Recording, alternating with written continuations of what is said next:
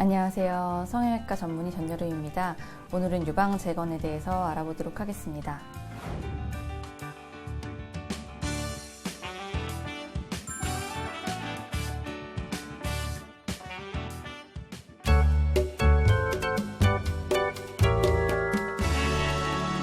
유방재건은 유방의 전체 혹은 일부가 사고나 질병으로 인해서 소실된 경우에 이것을 원형과 유사하게 복원시키는 수술을 말합니다.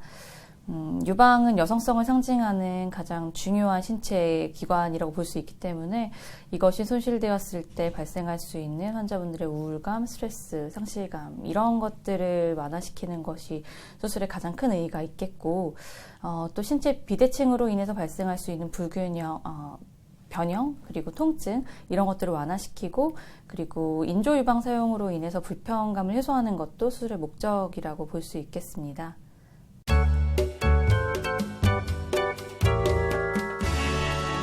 유방재건은 크게 자가 조직을 이용하는 방법과 보형물을 이용하는 방법으로 나눌 수가 있습니다. 자가 조직은 대표적으로 등살이나 뱃살을 이용해서 본인의 살을 이용해서 재건을 하는 것인데요. 본인의 조직을 이용한 것이다 보니 좀 촉감 면에서는 보형물 수술에 비해서 우월한 면이 있습니다. 그리고 형태도 조금 더 자연스럽게 잡을 수 있다는 장점이 있고요. 보형물 수술의 경우에는 신체 다른 부위에 흉터나 상처를 남기지 않는다는 것이 가장 큰 장점이고 또 그런 자가조직 재건 수술에 비해서 상대적으로 수술이 간단하다는 것도 장점입니다.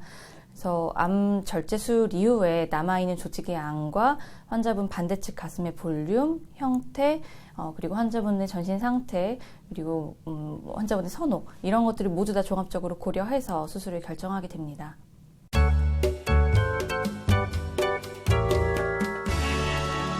2019년에 역형성 대세포 림프종이라고 하는 희귀암이 유방 보형물과 관련되어 있음이 밝혀져서 좀 논란이 된 적이 있습니다. 그런데 그 희귀암은 표면이 거친 유방 보형물과 관련되어 있는 것으로 알려져 있고요.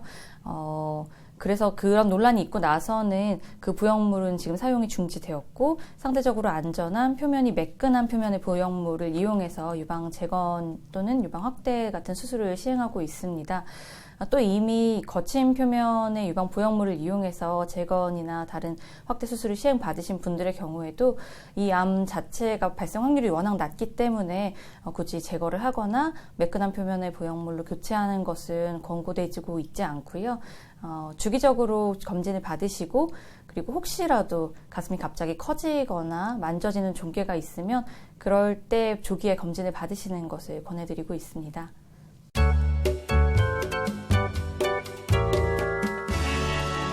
비교적 병이 초기인 경우에는 외과와 성형외과 전문의의 협업하에 유방 절제술을 시행하면서 동시에 유방 재건을 시행하는 경우가 많이 있습니다.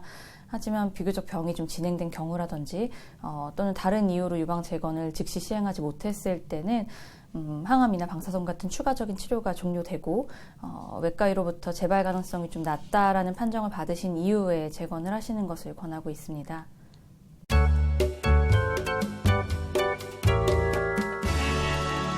유방 재건술이 유방암의 재발률에 영향을 미치지는 않고요.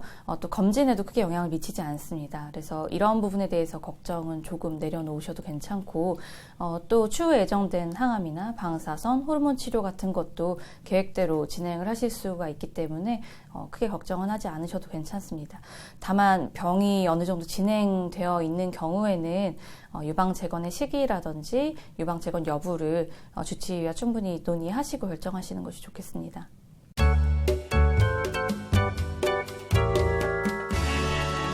유방암 진단을 받으시고 나서 치료에 집중하고 싶은 마음이나 재발에 대한 불안감, 또 여러 가지 시간적, 경제적인 여유 이런 것들 때문에 재건을 고민하시는 분들을 많이 뵐 수가 있었는데요. 몇 년 전부터 유방 전절제술 이후의 재건에 대해서는 건강보험이 적용이 되고 있습니다.